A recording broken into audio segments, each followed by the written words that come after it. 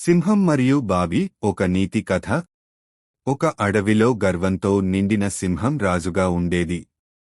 దాని శబ్దం వినగానే జంతువులు భయంతో పరుగుతీసేవి. ఒకరోజు దాహంతో బాధపడుతూ సింహం అడవి అంతా తిరుగుతూ తాగడానికి నీళ్లు వెతికింది. కొన్ని గంటల తర్వాత అది ఒక బావిని చూసింది.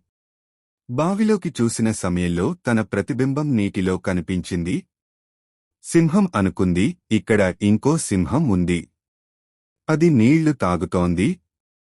ఇది నా రాజ్యంలో ఎలా సాధ్యపడింది? అది కోపంతో గర్జించి బావిలోకి దూకేసింది. కాని అది తానే చూసిన తన ప్రతిబింబమని తెలుసుకోలేకపోయింది. బావి లోపల పడిపోయిన సింహం నీటిలో మునిగిపోయింది. అడవి జంతువులు దీన్ని చూసి ఊపిరి పీల్చుకున్నాయి.